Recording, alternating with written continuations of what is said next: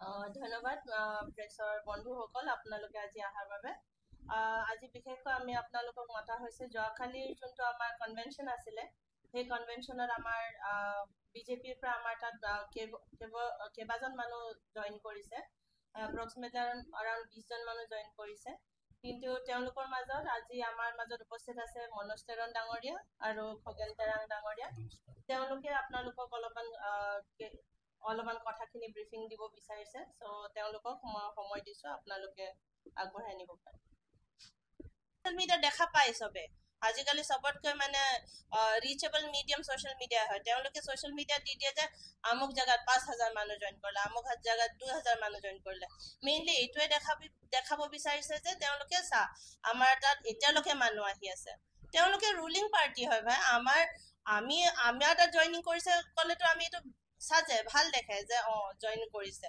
কিন্তু তেওঁলোকে ruling party হৈ পেলাই এতিয়ালৈকে মানুহ জইন কৰাইছে এইটো বিৰাট আচৰিত কথা এইটো সো আমি ভাবো যে তেওঁলোকে এইখিনি বস্তু খালি এটা এনভাইৰনমেন্ট এটা ক্ৰিয়েট কৰিবলৈ কৰিছে যে আমাৰ তাত বহুত মানুহ আছে whereas তেওঁলোকে নিজেই গম পাই আছে যে তেওঁলোকৰ তাত মানুহ কমি গৈছে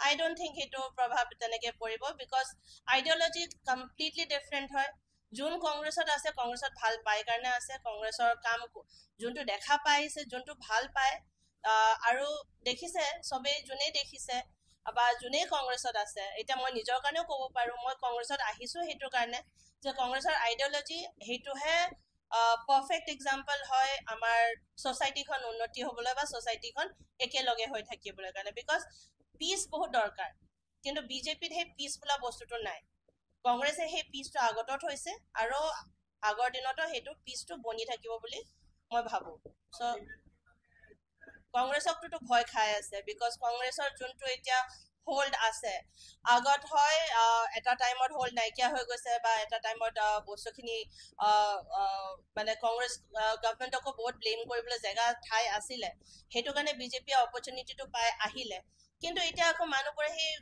টাইমটো যোনটো দিলে বিজেপিত সেই বিশেষকৈ তেনেকে একো নহ'ল এতিয়া ডেভেলপমেণ্টৰ কথাই লওক আপোনালোকে ডেভেলপমেণ্ট হৈছে বোলে আমিও মানা কৰা নাই ডেভেলপমেণ্ট হৈছে কিন্তু খালি ইমানখিনি দেখি পাই থকা ডেভেলপমেণ্টক ডেভেলপমেণ্ট নকয় ইনফ্ৰাষ্ট্ৰাকচাৰেল ডেভেলপমেণ্টক খালি ডেভেলপমেণ্ট নকয় আমাৰ মেডিকেল চিষ্টেম ইজ কলাপছিং আমাৰ এডুকেশ্যন চিষ্টেম ইজ কলাপছিং আমাৰ যদি এডুকেশ্যন আৰু বেচিক নেচেচিটি যোনটো হ'ল এডুকেশ্যন আৰু মেডিকেল চিষ্টেম এইটোৱে যদি আমাৰ ঠিক নহয় তেনেহ'লে I don't think we are progressing in the correct way building বনালেই যে ডেভেলপমেণ্ট হয় মই সেইটো নাভাবোঁ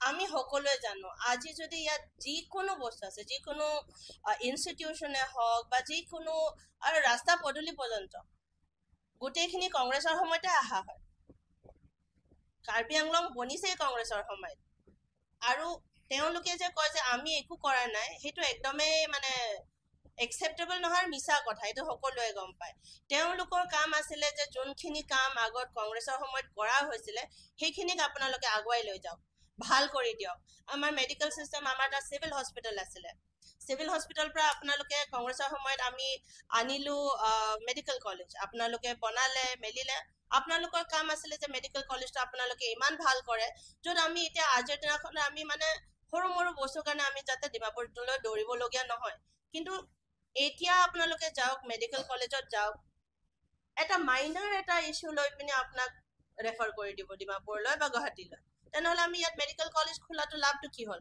আজিৰ দিনত আপোনালোকে আগৰ মানুহবোৰক সোধক চবেই ক'ব চিভিল হস্পিটেলে ভাল আছিলে যদি তেনেকৈ যদি দিন আহিছে য'ত মানুহে আমাক মেডিকেল কলেজ নালাগে সেই আগৰ চিভিল হস্পিটেলটোৱে যদি ভাল বুলি কয় তেনেহ'লে কি কৰিলে তেনেহ'লে তেওঁলোকৰ কাম আছিলে যে যোনটো তেওঁলোকৰ বুলি নহয় এনি গভৰ্ণমেণ্ট ডিউটি ইজ কি যোনটো কাম তাৰ আগৰ গভৰ্ণমেণ্টে কৰি গৈছে সেইটোৰ ওপৰত তেওঁলোকে বিল্ড আপ কৰিবলৈ সেইটো ডিষ্ট্ৰাক্ট কৰি পিনি সেইটোক নমাই আনিবলৈতো সিহঁতৰ দায়িত্ব নহয় তেওঁলোকৰ দায়িত্ব হয় যে সেইটোৰ ওপৰত আৰু বিল্ড আপ কৰি আমাৰ প্ৰগ্ৰেছটো যাতে আমি সেইটো দেখা পাওঁ কিন্তু বৰ্তমান চৰকাৰৰ কি হৈছে যি আছিলে সেইটো বেয়া কৰি দিছে পাব্লিক আজি মেডিকেল কলেজত যাব আমি শুনা পাই থাকোঁ মেডিকেল কলেজত বোলে পানীৰ ফেচিলিটিৰ প্ৰব্লেম হয় ইলেক্ট্ৰিচিটিৰ প্ৰব্লেম হয় বেচিক এটা আমাৰ তাত আমি কাৰ্বি আংলঙত মানে এতিয়া মেডিকেল কলেজ থকাৰ পিছতো ইফ দেৰ ইজ এন এমাৰ্জেঞ্চি কেছ, আমাৰ তাত এটা এম্বুলেঞ্চ নাই য'ত বেচিক আমাৰ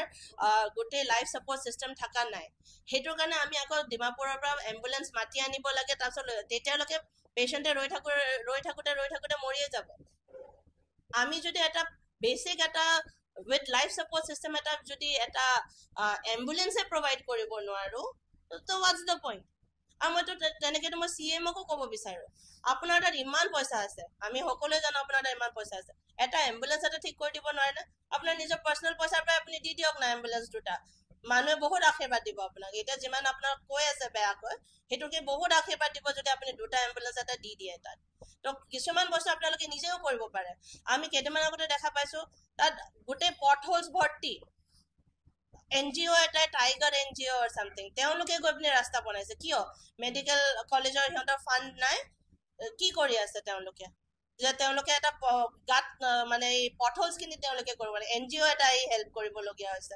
চ' দেট ইজ ভেৰি শ্বেমফুল।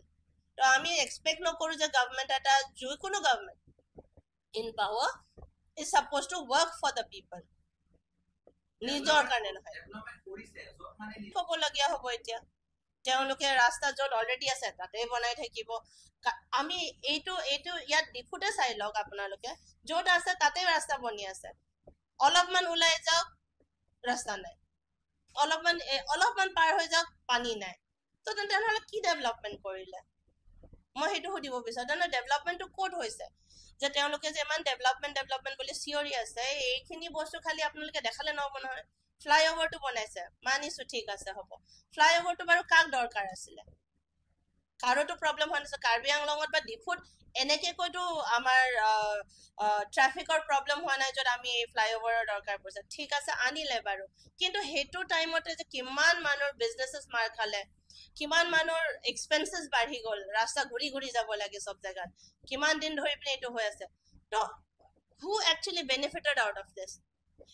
এইটোত যে ইমান কোটি টকা যে লগালে, সেইটোতে তেওঁলোকে যদি সেই ওচৰৰ ৰাস্তাখিনিয়ে বনাই দিয়াহেঁতেন, প্ৰবেবলি সেইটো বেছি ভাল হ'লে হয়।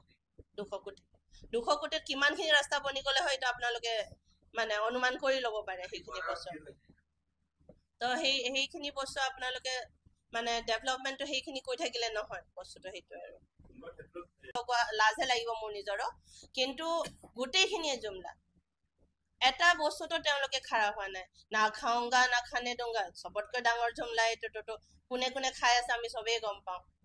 চ' কথাখিনি সেইটো আৰু, য'ত মানে তেওঁলোকে সেইখিনি জুমলাখিনি মাৰা বাদ দিয়ক, বিকজ মানুহে সেইখিনি আৰু মানে এতিয়া আৰু গম পাই গ'ল, আৰু বিজেপিৰ আচল ৰূপটো দেখা পালে, মানুহবোৰে গম পাই গ'ল। আৰু আমি আশা কৰো যে মানুহবোৰে মানে এইখিনি দেখা পায়। এতিয়া অন আ ডেইলি বেচিছ বহুতখিনি বস্তু হৈছে। এতিয়া ৰিচেণ্টলিয়ে আমাৰ